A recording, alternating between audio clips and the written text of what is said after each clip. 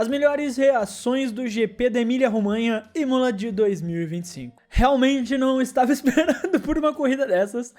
Imola, que é conhecida exatamente por trazer essas corridas meio paradas, meio sem emoções, difíceis de ultrapassar, trouxe hoje, esse ano aqui, uma corrida muito boa, uma corrida cheia de emoção. Claro que o Virtual Safety Car, o Safety Car ajudou muito nessa questão, mas teve muita coisa acontecendo, muitas disputas na pista, muita ultrapassagem, muita briga, uma ultrapassagem maravilhosa logo na largada, e realmente o GP da Emília-Romanha de 2025, pra mim, já é candidato para um dos melhores GPs do ano. Ainda acho que talvez não tenha sido melhor que, por exemplo, o GP do Bahrein, mas foi uma senhora corrida a corrida que a gente teve lá em Imola. E mais uma vez, quebrando a tradição e trazendo um comentário na introdução, como eu trouxe no vídeo ontem de reação da classificação, aqui o Senna, quali boa igual corrida boa, a maldição foi quebrada. O Senna disse ontem sobre quali boa, corrida ruim. Tá aí, Senna, quali boa, corrida boa, a maldição foi quebrada. Então, parabéns, amigo, você conseguiu. Agora, então, sem enrolação, bora ver as melhores reações que vocês enviaram aqui pro clube do GP da Emília-Romanha de 2025. Ia começar aqui pelo Oscar Pilates, que trouxe aqui, eu tenho certeza que o Piastri não estava esperando esse mergulho, e a imagem ali do soco na cara, que foi basicamente como o Piastri deve ter se sentido. Eu acho que é exatamente esse o sentimento do Piastri ali na largada. Que ultrapassagem de Max Verstappen. Que ultrapassagem. E no meu ver ali do lance, tiveram vários fatores que contribuíram para isso. Primeiro, o George Russell, ele larga muito melhor que o Verstappen e que o Piastri. Ele larga muito melhor que os dois. Se você pega o videozinho ali da largada, ele sai ali na frente ele sai mais rápido que o Verstappen e tá pronto pra ultrapassar ele. Só que o Piastri vê isso pelo retrovisor, então ele joga o carro por dentro ali, onde seria por dentro da curva, e fecha o Russell. Tanto que o Russell até freia e tem um rádio dele reclamando, falando: o que o Piastri tá fazendo? Que merda é essa? Porque o Piastri se preocupa demais em fechar o George Russell atrás dele. E o Verstappen, meus amigos, ele vê isso acontecendo, ele olha pro lado, ele vê o Piastri indo pra trás segurando o Russell e fala: haha, amigo, é agora. E ele se lança por fora ali e vai muito melhor, ultrapassando os dois carros pra assumir a liderança do Grand Prix e não largar mais depois disso. Cara, ninguém tava esperando por essa. Ninguém tava esperando por essa. Mas uma conjuntura de fatores, com o Max sendo o piloto grande que ele é, e o Piastri deixando essa porta aberta, se preocupando em fechar o Russell, permitiram que ele fizesse possivelmente a ultrapassagem mais bonita da temporada até aqui. Sensacional a manobra do Max, e ganhou a corrida com ela, né? Essa é a verdade. Eu vou passar brevemente por aqui, porque não é um assunto que eu quero entrar em muitos detalhes. Mas, como eu disse aqui, o MF Jambas, Sauber toda a corrida fazendo estratégia errada, acabando com a corrida do Bortoleto. É máfia, é máfia, família. Inclusive, ele tá no canal do YouTube dele, a TV do Zé, ele tá transmitindo o campeonato norueguês de futebol. Ele conseguiu os direitos de transmissão do campeonato norueguês e tá passando de graça no YouTube. Muito feliz por ele, que tá dando certo a carreira dele como narrador. Mas, velho, inacreditável como a Sauber destruiu a corrida do Bortoleto. E, cara, é a segunda vez que ele tá numa ótima posição, que ele tá numa posição pra conseguir um grande resultado, como em Miami, que ele tava em 13º. E o motor abre o bico. Aqui, de novo, ele tá em 13º, e a Sauber chama ele pros boxes num momento completamente bizarro pra que ele pare. E depois ele vai parar de novo pra pôr outro jogo de pneu duro, pra depois lá no safety car botar um jogo de pneu médio usado. Qual que é a lógica de você botar um jogo de pneu médio usado de 15 voltas numa pista que a degradação de pneus estava gigantesca? Mantivesse ele com o pneu duro, por que fez essa parada? Qual que foi a lógica, Sauber? Explica pra mim. Não, inacreditável, cara. Ele foi o único piloto de toda a corrida que fez 3 paradas. O Bortoleto foi o único piloto que fez 3 paradas. Inacreditável que a Sauber conseguiu destruir a corrida do Gabriel. Claro que o Virtual Safety Car atrapalhou, porque inicialmente a estratégia era que ele ficasse mais tempo na pista com o pneu duro, né? Fizesse uma segunda parada para o pneu duro e acabasse aí. Mas não. Daí o Safety Car estragou. E a Sauber enfiou mais lá no fundo da bunda também. Mas em compensação, para não passar raiva, a gente pode se divertir com algumas coisas, como o Kaiowski disse, as equipes disputaram para ver quem teve a pior estratégia. Acho que a FIA chegou lá antes da corrida, Seguinte, galera, vamos discutir o que vai ter aqui, né? Pontuação normal, não tem volta mais rápida. Primeiro 25, segundo 18, terceiro 15 pontos, vai descendo até um ponto décimo colocado. Essa semana vai ter ponto extra pra quem fizer a pior estratégia do final de semana. Quem conseguir ser o mais inútil a corrida inteira vai ganhar ponto extra.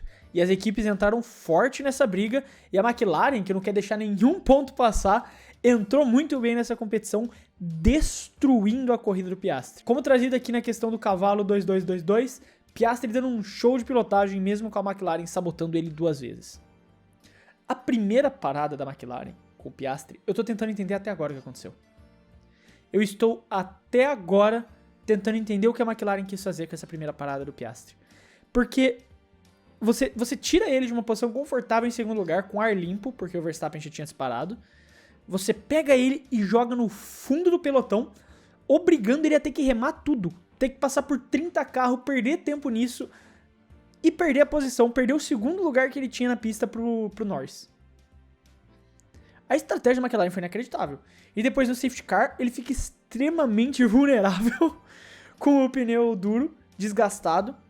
E assim, a sorte dele foi que o Leclerc foi o escudo humano do Piastri. Porque se o Albon não tivesse pipocado e tivesse passado o Leclerc, ele teria chego no Piastri. Porque o Albon e o Hamilton no final da corrida estavam virando muito mais rápido que o Piastri. Muito mais rápido que o Piastri. Então a McLaren destruiu qualquer chance que o Piastri tinha de terminar em segundo lugar nessa corrida e quase sorte que o Leclerc estava no caminho, senão nem pode o Piastri teria pego. Mas alguém que conseguiu se superar nisso foi a nossa grande Aston Martin. Como dito pelo Banguela aqui, safety car ataca novamente. Se nem Alonso ou Stroll não dão contra a corrida, ele dá. Safety car pontua pela Aston Martin. Perderam tudo e tiveram que me chamar.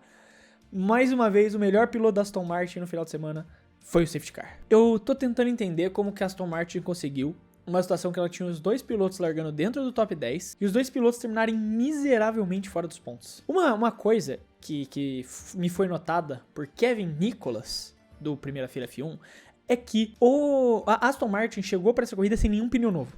Então todos os pneus que eles usavam eram velhos já usados. Então já começou cagado aí. Mas o Virtual Safety Car estragou muito a corrida da Aston Martin, porque ela para cedo. E os Safety Cars, inclusive o Safety Car da Aston Martin, atrapalha demais a Aston Martin na posição de pista. Porque os carros, eles tinham uma estratégia, vamos dizer, parecida com o que a Sauber queria fazer inicialmente com o Bortoleto, mas as entradas dos safety cars ao longo da corrida estragaram completamente essa estratégia. E transformaram um final de semana que a Aston Martin finalmente parecia que podia pontuar com os 2 carros em nada. E continua com um gráfico muito engraçado, que é o fato de a gente já estar na 7ª corrida da temporada e Lance Stroll ainda está na frente do Fernando Alonso no campeonato de piloto, sendo o único piloto da Aston Martin que pontuou. Essa é definitivamente uma das coisas que eu não esperava ver em 2025. Mas o sentimento que eu acho que todo torcedor da Aston Martin tem é o que o Ovani aqui trouxe: a Aston Martin tem que acabar. Cara, é inacreditável você realmente conseguir conduzir esta operação de levar uma equipe que teve os 2 carros no top 10 sem nenhum deles pontuar. E no final, sim, sem nenhum deles realmente ter chance de pontuar no final da corrida, parecia. É inacreditável o que aconteceu com a Aston Martin. Cara, 2025 é aquele ano que é pra esquecer. É aquele ano que, assim, daqui 10 anos, quando eles já tiverem vencido um campeonato de construtores por conta do Adrian Newey, quando o Stroll for campeão mundial, a gente vai olhar no passado e falar: nossa, lembra daquela temporada miserável da Sauber de 2025, antes de... Da Sauber não, se bem que da Sauber também, mas da Aston Martin de 2025, antes deles virarem a Super Aston Martin, vai ser isso. Que ano miserável. Que ano miserável da Aston Martin. Cara, que aninho miserável. As expectativas já eram baixas, mas pelo amor de Deus. E aqui num comentário do Sérgio FSSS: triste pelo Antonelli, esse seria um grande momento pra ele. Cara, a verdade tem que ser dita, eu fiquei muito triste pelo Kimi Antonelli. Já falei aqui inúmeras vezes, eu sou um grande defensor de Andrea Kimi Antonelli, acho ele piloto, mas não tem como não dizer que ele teve muita dificuldade ao longo desse final de semana. O Antonelli não conseguiu encontrar ritmo, não conseguiu encontrar a performance ideal. Durante a corrida, por conta dos safety cars, por conta do Virtual Safety Car, já que ele é a causa do safety car, ele consegue se colocar numa boa posição para pelo menos pontuar, pelo menos terminar com uma certa honra. Seria muito legal se ele conseguisse pelo menos terminar nos pontos, porque a gente tá falando do GP de casa dele ali. Bolonha, que é a cidade dele, é a região dele, de onde ele cresceu, onde ele estuda, onde os colegas de sala dele estavam lá no autódromo assistindo ele abandonar a corrida. Então seria muito legal se ele conseguisse pontuar bem no seu GP de casa, mas sendo, tipo, realmente o GP de casa, porque é da região da cidade que ele nasceu. Então seria muito legal isso acontecer, mas não deu certo. Inclusive, é que não mandaram pra mim esse comentário, mas eu vi um comentário muito bom, que assim, ele, sendo de Bolonha, já é um torcedor declarado do clube Bolonha, que foi campeão da Coppa Itália nessa última quarta-feira. Então, ele fez um pacto, né, antes do jogo lá, porque o Bolonha não ganhava um troféu, não ganhava um título há 50 anos, e tava na final da Coppa Itália. Ele chegou e falou, pelo amor de Deus, pode ser o que quiser, eu abandono, meu carro abre o bico, meu carro quebra, mas faz o Bolonha ganhar essa Coppa Itália. Então tá aí, Bolonha ganhou a Coppa Itália e ele pagou o preço abandonando na corrida de casa, na frente dos seus conterrâneos, conterrâneos, né? Conterrâneos tá certo? Eu acho que tá. Na frente dos seus colegas de sala. E acaba tendo um final de semana muito triste, até por Imola ser uma pista que ele dizia que gostava muito, mas não conseguiu encontrar performance durante todo o final de semana. Agora, outro que não conseguiu encontrar performance, mas ele tava com a cabeça, com o modo inteligência ligado, como sempre, Carlos Sainz.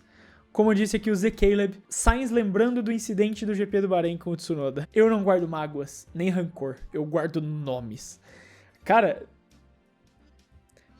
o Sainz, ele é um cara de uma memória privilegiada. Ele é um cara muito inteligente, isso é fato. Minha aposta é que o Carlos Sainz, quando ele terminar a carreira de piloto, ele vai continuar envolvido no automobilismo de alguma forma. Ele vai continuar na Fórmula 1. Não sei se tentar a carreira de chefe de equipe, tentar ser estrategista de alguma equipe, mas ele é muito inteligente. Ele é um cara que manja muito, entende muito das coisas e tem uma memória gigantesca. Cara, e mais uma vez ele reforça, claro que não é um negócio também absurdo lembrar de algo que aconteceu 2 corridas atrás, principalmente porque foi com ele. Mas, mano, o cara, ele tem a memória, ele guarda no fundo lá do cérebro dele, na parte de memórias longas aqui do cérebro, ele guarda o nome de cada um que causou alguma coisa pra ele na pista.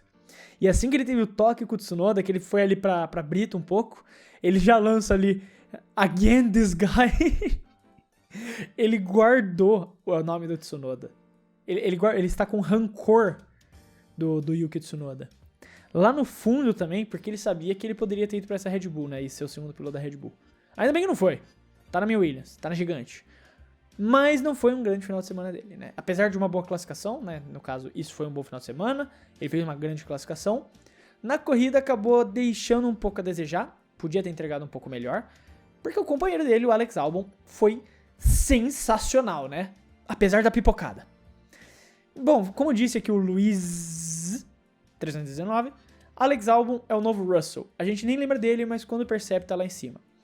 E uma das principais características do Albon sempre foi a consistência. Alex Albon é extremamente consistente. Ele é um ótimo piloto. Tipo assim, ele erra às vezes, ele realmente erra, mas pra ser consistente ao longo de toda a corrida, pra manter o carro, manter o ritmo, ele é muito bom. E mais uma vez ele foi a prova disso. O carro da Williams estava bom. Se você conseguisse ter um bom final de semana, manter o ritmo, manter o pace lá em dia, você poderia ter um ótimo resultado, e ele fez isso. Como eu disse, inclusive, no final, podendo até ameaçar por um pódio, se não fosse aí o outro grande problema do Alex Albon. Se em contrapartida ele é um piloto muito consistente, que tem um ritmo de corrida muito bom, que mantém o carro onde ele precisa estar, por outro lado, ele não é um grande piloto no quesito ultrapassagens. A ultrapassagem não é o forte de Alexander Albon. Como a gente viu nele tentando fazer a manobra pra cima do Charles Leclerc. Cara, o Leclerc, na situação que tava, ele ia fazer jogo duro. Ele tava com o pneu desgastado, velho, porque ele não tinha pneu pra trocar, Ferrari, inacreditável. Ele tava com o pneu velho, precisando se defender a qualquer custo do Albon. E ele fez um jogo duro. E o Albon parecia que tinha medo de enfiar o carro por fora, medo de tentar disputar, medo de jogar o carro pra dentro e bater roda a roda com o Leclerc. Eu não sei se é porque ele tá tanto tempo na Williams que ele esqueceu que é disputar a posição tentando ultrapassar alguém de verdade. Mas, cara, ele entrou com medo na manobra. E o Leclerc, sendo um cara inteligente, um ótimo defensor de posição, como ele é, conseguiu jogar duro e o Albon foi pra brita. No final, tem a investigação que vai rolar e a Ferrari pede pro Leclerc devolver a posição, trazendo a imparcialidade em jogo. Eu não acho que tinha que ser uma punição pro Leclerc. Eu não acho que o Leclerc fez nada de errado naquilo. Ele defendeu a posição dele, usou o limite da pista e o Albon recuou, ficou com medo. E saiu da disputa e acabou pegando brita por isso. Claro que fico feliz por ele ter ganhado a posição e terminado em P5, apesar dele ter perdido a posição pro Hamilton na brincadeira. Mas se ele tivesse sido mais corajoso, tivesse dado uma marra pra cima do Leclerc ali, poderia ter ultrapassado antes e poderia ter chegado no Piastri pra disputar um pódio. Porque ele estava virando muito mais rápido que o Piastri. E o Hamilton também, é só ver também que quando o Hamilton passa o Charles, ele se aproxima muito do Piastri. Se a corrida tivesse mais algumas voltas, o Hamilton poderia ameaçar o Piastri, porque também fez um grande final de semana e estava muito bem nesse final de corrida. Agora, o Albon, apesar de, eu ainda coloco ele como vencedor. Amanhã no vídeo, pra mim, ele ainda vai ser um vencedor. Lembrando que amanhã, segunda-feira, tem o vídeo de vencedores e perdedores do GP. Pra mim, ele ainda é um vencedor. Mas ele poderia ter ido melhor. Dito tudo isso, durante a classificação eu mandei uma mensagem no Discord do clube, trazida pelo Lucas, que eu não vou colocar inteira no vídeo porque eu gosto do meu vídeo monetizado. Mas é basicamente James Vowles entre minha casa e toda a minha família. Quem conhece o meme sabe, né? Eu só botei porque eu prometi que ia botar no vídeo, então. Agora, a gente tava falando da Ferrari, junto com as Williams, e o Ceboli disse: Ferrari conseguiu fazer o que eles queriam. Hamilton P4 e Leclerc P6 poderiam disputar pelo pódio. Eu me alonguei um pouquinho, até falando da questão do Albon, mas o Hamilton realmente poderia ter brigado pelo pódio nessa corrida. Ele poderia ter entregado um bom resultado, ele poderia ter ameaçado o Piastri se a corrida tivesse mais voltas, mas a corrida não tinha. Então, a Ferrari conseguiu maximizar um final de semana complicado. Em ritmo de corrida, a gente viu que o carro não estava ruim realmente. Tava ali pau a pau para poder ser uma terceira potência tranquilamente. Mas, cara, o que aconteceu na classificação é bizarro. Tem algum problema nessa Ferrari. Desde sempre, tem algum problema na Ferrari que ninguém sabe o que é. Que eles conseguem pipocar das maneiras mais bizarras possíveis. Na corrida conseguiram recuperar, fizeram um final de semana decente, terminaram ali dentro da zona que eu previ, né, de P5, P6, o P4 no melhor cenário, e foi o que aconteceu, o melhor cenário porque o Albon pipocou, e o Hamilton conseguiu fazer um bom final de semana, uma boa corrida, não um bom final de semana. O Hamilton conseguiu fazer uma boa corrida para recuperar e a largada dele, né, de 12º lugar, para terminar em 4º lugar, e o Leclerc, dadas as condições complicadas que ele foi colocado, fez muito bem em manter um P6. A Ferrari, apesar das complicações, dá um sinal de sobrevida. E eu acredito que podem vir forte para Miami. Mesmo nas dificuldades... Miami não, Mônaco. Mesmo nas dificuldades, eles conseguem sempre encontrar um ritmo ali em Mônaco. O Leclerc, mesmo quando a Ferrari não era o melhor carro, conseguia arrancar uma polizinha, fazer alguma coisa. O Hamilton sempre foi muito bem em Mônaco também. Eu tenho uma expectativa alta, né? Principalmente depois do final dessa corrida, que deu pra ver que existe o ritmo ali no carro. Eles só parecem não conseguir encontrar todas as sessões de todas as formas. Ferrari, né? Agora na imagem do The Real Jug Boy, amor, manda foto do cacete. E o Verstappen botando 20 segundos no Norris. Cara, é absurdo o que o Verstappen fez nessa corrida, né? É absurdo o que o Max Verstappen fez nessa corrida. Como que pode, cara, ele conseguir abrir tanto pra cima dessas McLarens? No caso do Piastri, é bem explicado o porquê, né? É bem lógico o motivo. O Piastri foi destroçado pela sua própria equipe. A McLaren garantiu que o Piastri não tivesse chance nem de brigar pelo segundo lugar. Eles fizeram questão que o Piastri nem brigasse pelo segundo lugar. Mas o Piastri estava conseguindo manter uma média decente pro Verstappen antes de ser estragado pela estratégia da McLaren. Só que depois o Verstappen capetou. E assim, as coisas foram acontecendo e beneficiando ele. O Virtual Safety Car veio no momento exato para ele fazer a parada perfeita. O Safety Car junta todo o pelotão ali, mas foi depois desse sprint também, tem que ser dito. Só que ele maximizou tudo que ele poderia. Ele foi genial como piloto e esteve no lugar certo na hora certa para sorte beneficiar ele também. Foi uma corrida perfeita do Max. Não tem nem muito o que acrescentar aqui. Simplesmente, como o Monteiro BR disse, Absolute Hermann. O Franz Hermann, na sua primeira corrida na Fórmula 1, destruiu desse jeito. E vocês duvidando que o Franz Hermann ia ser um bom piloto.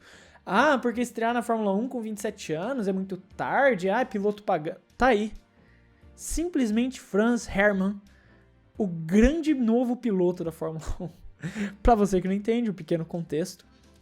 O Max Verstappen fez um teste de GT3 e ele usou o nome Franz Herrmann lá pra tentar se esconder, só que não deu certo, descobriram que era ele. Então tá aí, Franz Herrmann, Absolute Franz Herrmann, piloto alemão. Finalmente o piloto... A Alemanha se acostumou há tanto tempo a ter pilotos bons na Fórmula 1. Schumacher, Vettel, Rosberg. E daí tava faltando um. Franz Herrmann volta para representar a bandeira alemã no grid da F1. Mas aí tá, essas foram as melhores reações do GP da Emília-Romanha de 2025. Eu quero saber a sua opinião, se você gostou, se você não gostou, o que você tem a dizer. Se faltou algum comentário, eu sempre quero saber o que vocês têm a dizer, então não esquece de escrever aí nos comentários. Lembrando aqui também que se você gostou do vídeo e quiser ajudar o Clube da F1, você pode fazer isso se inscrevendo no canal, porque ajuda muito a gente a poder continuar produzindo esses vídeos aqui pra vocês. Quero deixar um abraço pra você que ficou até aqui e até o próximo vídeo.